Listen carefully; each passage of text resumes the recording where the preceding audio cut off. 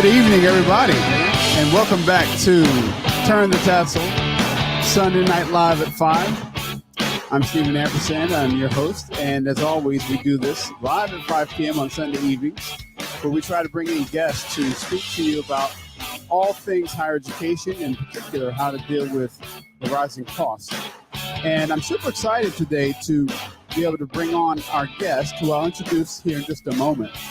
But you may recall back a couple of weeks ago, I did a series on the student debt crisis, and we highlighted a story by Consumer Reports. And in particular, the story was of a young woman by the name of Jessie Suren, and just the struggles that she had going into college. LaSalle University in Philadelphia, ended up having a lot of student loan debt and really just at a loss for what to do and how to overcome it. And so I'm going to play a little bit of the episode for some context before I bring Jessie on, so we can really talk about what's been happening since that time. And so without further ado, I'm going to go ahead and cut to camera number 2. All right. So today for part 2, we're going to look at an article from Consumer Reports, or really a documentary from Consumer Reports, America's Student Debt Crisis, Jessie's story.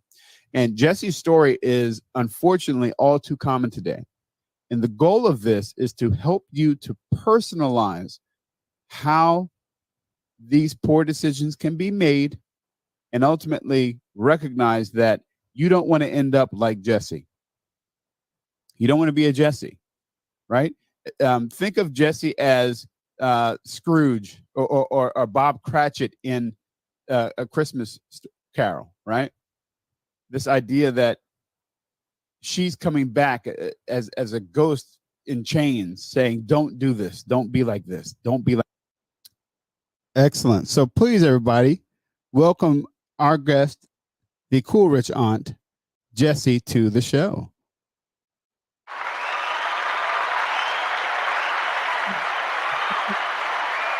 All right. Thanks for joining us, Jessie. We're so glad you're here. And you heard yeah, it's so good to have you. Well, first of all, I just have to say, when I got a chance to speak with you after doing the show, I said on the show I was going to try to reach out to you to do like kind of a where are they now? And I have to say, I've never been so happy to eat humble pie after talking to you and hearing about your story. So if you wouldn't mind, just give us an update. What's been happening in your life since you did that series back in 2016 and set the record straight? Okay, so I'm going to set the record straight first because I had a list of all the things that I was like, wait. Let's do it. Get in there. The first one, I'm like, how many years passed since 2016 for you? Because I'm not in my 40s, Steven. Oh, let's get that right. You got to your 40s that I'm 34. All right, 34. She said, don't you add 6 years to my life. I'm closer to 30 than I am 40, okay? I know that's right. Set it straight, girl. You go ahead. And of course, I'm not in six-figure debt. I'm actually totally debt-free. Oh my gosh. Awesome. You got to tell us how that happened. Yes, I paid off all of my student loans, my car and credit card debt in 2018. So it was 2 years after that report aired. Yeah. And basically how that happened was I have a little YouTube channel of my own, and I put a little update video because there was a lot of comments. If you see the original YouTube video of that Consumer Reports, the comments are brutal. Yes. Hopefully worse than mine. Hopefully mine weren't worse. Yeah. That comment section is way worse. So, kind of like had me thinking a little bit like, dang, but I try not to really let like haters get to me. But I made a little update video, and one of my followers sent me the Dave Ramsey book. And that book, it just changed my life. I read it. I just felt so strongly about getting out of debt. And I just kind of I just became determined. I read the book. I wrote out a plan. Love it. I love it. to the plan. And then there were some things that kind of helped along the way, but I mean, essentially that was it in a nutshell. So, Um, I'm sorry. So, for those who are not necessarily initiated to Dave Ramsey, Ramsey Solutions, and what they do, what prescription, I guess, did they give you in that book that helped you to pay off the debt? Honestly, the book is just basic finances 101, and I feel like I just didn't learn that. And you see that in the video of the Consumer Reports. The first thing I say is like, I just never thought about the finances. I didn't really know about how to spend money, and 13,000 a year versus 30,000 a year sounded all the same to me. So I just really had no concept of really like money, and it's so basic in the book how it's laid out, and it was just like, wow, like this is simple stuff. It's just hard to do it. It's just like I always compare it to like losing weight. Everyone knows what Mm. you need to do to lose weight. It's just hard to actually do it and be consistent. But what you need to do is not hard. No, that's a good point. I mean, again, I'm getting a little feedback. Your mic might be a little hot, so maybe you turn your mic down a little bit. I think my Okay. voice is coming in over there on you. But Mhm. while you're doing that, I'll just say that um, I was introduced to Ramsey back in 2013, and similarly, now I'm still paying debt and that kind of stuff because more things have piled on. But um, you know, the whole idea of taking baby steps, I think no matter how people view stuff, if you're like me and you grew up and, everybody was just trying to survive, we're putting $5 in the gas tank and kind of living hand to mouth. You don't really learn how to handle money. In fact, I could say with absolute confidence that I was afraid of money, even as Mhm. an adult, because I didn't know how to use it. And, um, you know, it was always scarce, right? So Mhm. when I got his book, Financial Peace, Dave Ramsey, and read through that and just talked about, the baby steps and how you can prioritize how you attack the debt so that you're not, you get little wins along the way. So you start with the snowball and you get the smallest debt top and the biggest one at the bottom, and you just throw everything you can, minimum payments at everything else, but then throw everything you can at the small one until you knock that out, and that gives you the momentum, gives you the Mhm. encouragement to keep going. And I have to say, like, statistically speaking, especially when you start adding interest rates and stuff, like, it doesn't make a whole lot of sense in those terms. But the Mhm. emotional impact that it has when you see debts falling off of the list, for me, that was everything. Yeah, momentum is huge, and you need that to keep going. And for me, it worked as well. I think my smallest credit card at the time was like 500. So, I was able to get that one, paid off pretty quickly. And then it was like, okay, I can see it one day it'll be this $30,000 loan. Right now, it's just this little $500 balance, but we work our Yeah, way up. that's awesome. So let me ask you as well. So you started your YouTube channel, and um, you, if I remember what you shared from when you were with me in the green room before the show, you weren't actually trying to start a YouTube thing. You just had a video that you tossed up there and didn't know how to delete, and then all of a sudden it kind of went viral. Can you tell us a little bit about that? Yeah, absolutely. I had no idea what I was doing, and I had made this video to enter a contest in order to win a month of student loan payments. Nice. And I didn't know how to delete it. And after a while, I think it was maybe even a year or two later, a reporter had contacted me from California, and I didn't even know if this was legit or not.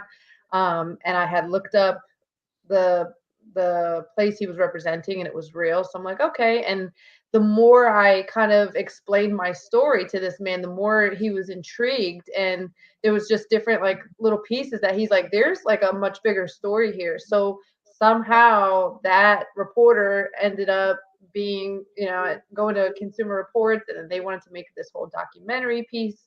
And after the documentary came out, I felt like I wanted to give the update. And then after getting all this comments and feedback and starting that journey, I was like, I feel like I need to keep sharing.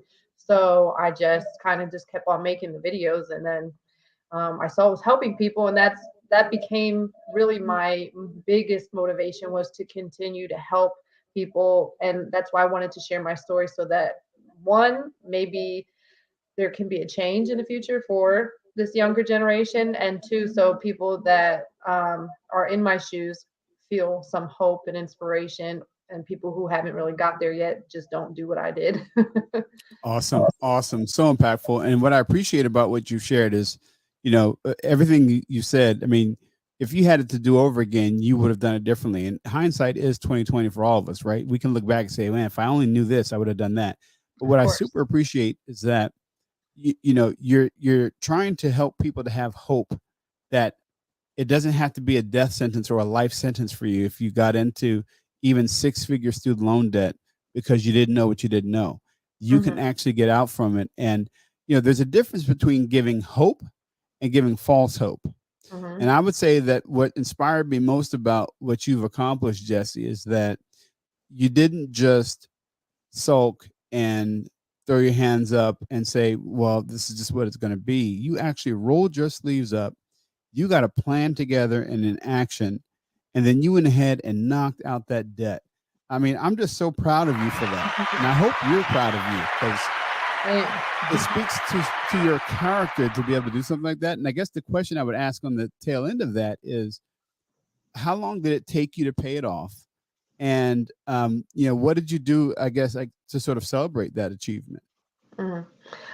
So I mean, technically, the real answer is it took 8 years because I graduated in 2010, and in 2018 is at the very end of 2018 is when I was debt free with the student loans.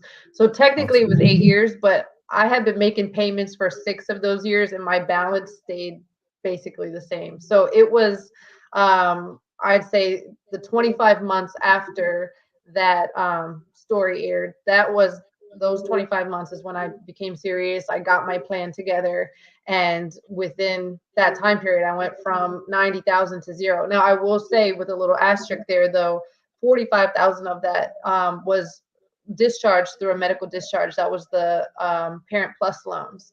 And then the Okay. other 45,000 is what I had paid off in the 25 months. So had I not got the discharge, I can definitely say it would probably have taken 4 years. So I don't want to make it seem like, like a superpower. I don't think that's, most No, people probably not well, going to pay no, 90,000 it's a in 2 years. superpower. It's But absolutely a superpower.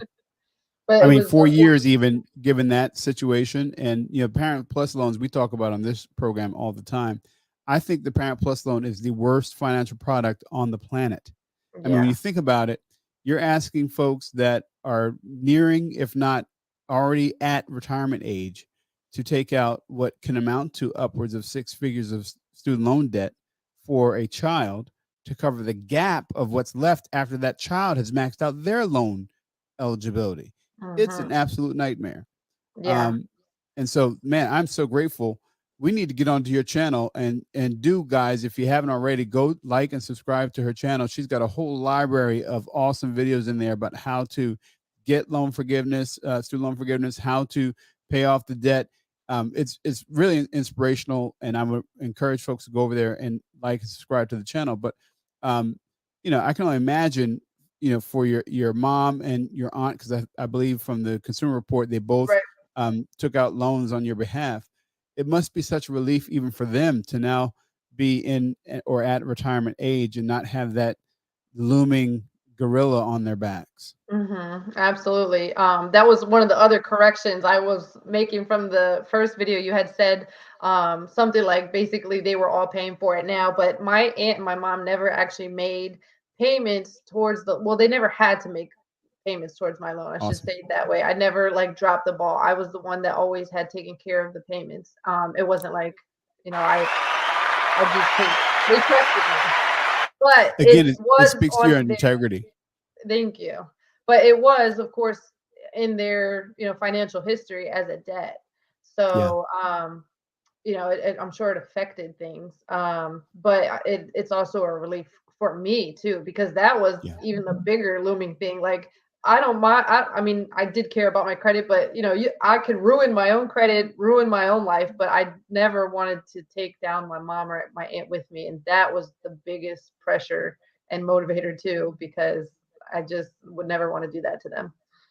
Well, and they do that, and they did that because they love you and they wanted to help you, and so their intentions were right and were pure. And I think even Dave Ramsey, I remember him saying that Thanksgiving turkey just tastes different when you owe your family members, right? Right. And Yeah. so Oh my gosh, I would never. I can only imagine how much better everything tastes around the holidays with that Hmm. taken care of. So that's super inspiring. We'll kind of wrap it with this, and then I want you to share anything else that you think would be important. But if I don't ask you anything else, I really want to ask you, what would be your best advice to families and students entering college today? And how could you help the people maybe who are already out and dealing with six-figure student loan debt? Okay, so I took notes on this one. So, for my best advice, definitely for people going into college, parents, you need to talk to your kids, and kids, you need to talk to your parents. You need to communicate about it. And then the number one thing you can do is educate yourself, self education. You don't learn this stuff. I mean, I don't know how it is these days, but back when I was going to high school, it was before YouTube and before information was just so They did not readily teach it. available. So I truly had no idea. I was just kind of like following, what you're supposed to do. But I think people know better now. So Yeah. you need to educate yourself. There's more than enough information out there. And then you need to explore all your options. This day and age, the 4-year college degree is not, the be all end all. Like, it's not necessarily a ticket to success. So there's so many different things out there. You can get tech certificates. You might want to take some time and travel. During that time of life, you have so many prior or responsibilities. So that's a great time to travel and try and learn yourself better. So you don't blow money on a degree that you're not really interested in, like I did. It's huge. Um, you can do trade school. You can do community college, take a gap year and just live life a little bit and find out, how it really is in the real world. So definitely explore those options. And if you decide that college is what you want to do, figure out the way to pay for it, which is not student loans. Do your first 2 years in community college. There's a lot of talk Yes. about free, and there's scholarships for that. Then when you want to transfer to that 4-year college, maybe become an RA, get scholarships, do work study, do whatever you have to do so that you're taking out zero to little student loans. And if you do take out student loans, only take out federal and stick to the thing I heard was the first year salary that you would expect in that position, which I would argue and say I Mm, wouldn't even take out more than 20,000. That's plenty of debt, and yeah. um, I would try to take out that or less and get those degrees without all that debt. Um, Right on. for people already dealing with the student loans, my advice is to not ignore them. That has been one of the biggest things. I started doing kind of help calls and consultations with people who had student loans, and they're like, "What do I do? How do I do this? How do I get forgiveness?" And I always tell people, it's kind of like funny, but I'm like, student loans are like financial herpes. Okay, they're not gonna go away. They're It's not just going there. away. If you ignore it, it's gonna get really ugly. Yeah. Okay, That's like, that's powerful imagery. I mean, I yeah, it's gross, appreciate but it's that. just like, I mean, I don't know a No, I better way to appreciate say that. it. I feel like so No, you it's just need to perfect. take care of it because Yeah.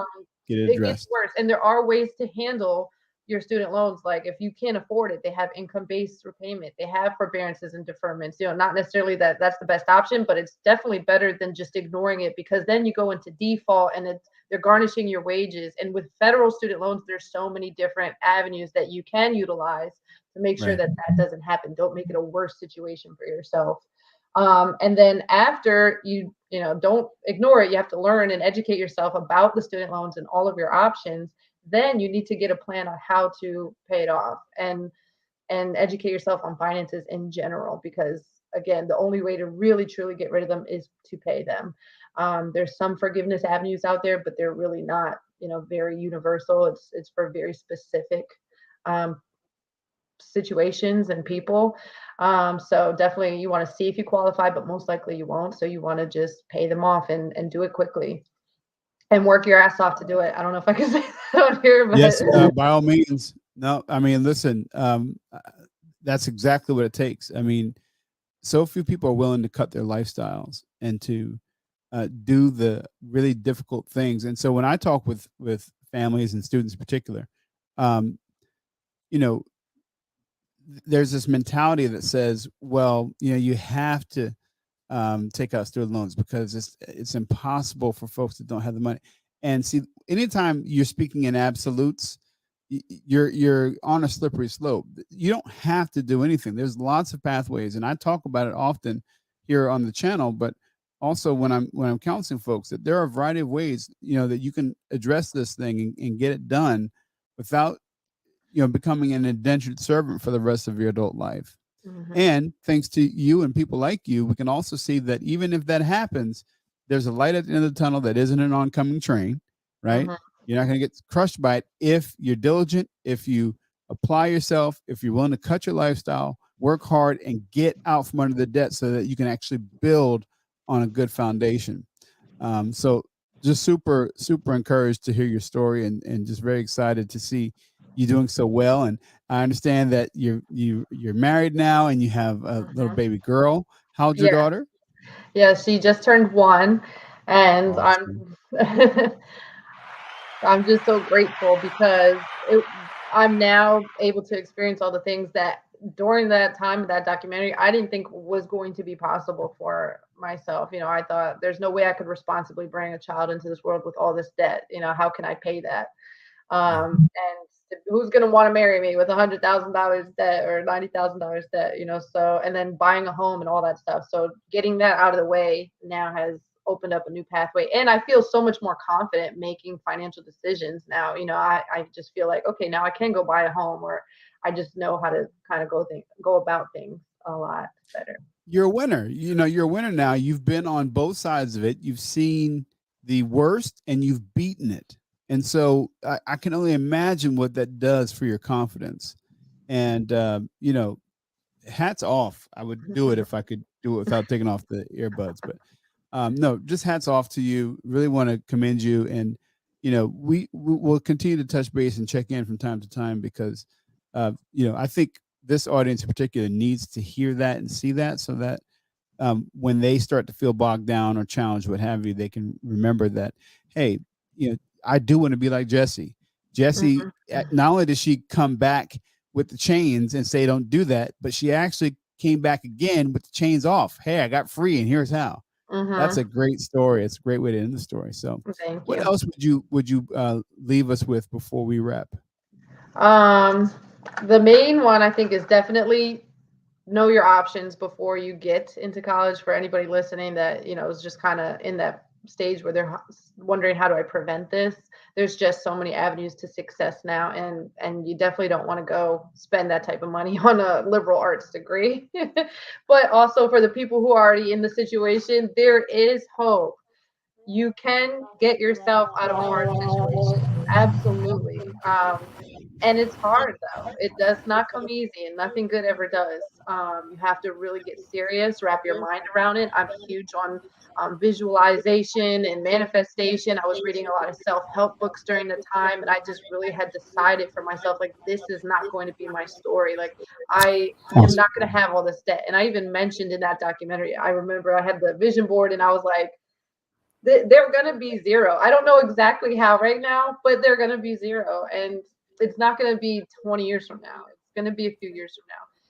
And when I finally Awesome. made the plan of how, that's when things kind of fell into place. Well, again, I can't just congratulate you enough. It's just fantastic what you've accomplished. And please, for those watching, do go over to her channel, The Cool Rich Aunt, and like and subscribe. Go on over there and look at the content. It is so helpful. Yes, check me And out. absolutely, and it'll help her out. And not only that, but, the proof is in the pudding. Like, she did it. So you can go and rely on the information there because she actually paid off the debt. So it shows that she knows how to do it. So Mhm. please go over there and do that. Jessie, thanks so much for taking some time with us here on T3CG live at 5 on Sunday nights, and we're glad to have you. We will definitely keep in touch and come back and see how you're doing maybe in a couple of years. All right. Awesome. Thanks so much, Jessie. Thank you. Very cool. I mean, what a great story. What a great just odyssey of perseverance and triumph. And so, I'd be remiss if I didn't at this point say, if you haven't already, reached out to us here at Turn the Tassel Consulting Group to get your free consultation, what are you waiting for? Send us an email, turningtassel@gmail.com. Text us at 484-574-1866. Either place, I need a plan. We will set with you 20 minutes, free consultation, help you determine what the best situation would be for you or the people you love, and help you decide if moving forward with us is something that you should do. Either way, it's not going to hurt you to have a free consultation. But you can see that not knowing what you don't know can really cost you big problems with lots of zeros on the other end of it if you don't get the help. So do so. We're happy to do it because we want to see you or the people you love get to and through college, university, or the trade schools earlier on time with minimum to no debt. And this is Turn the Tassel.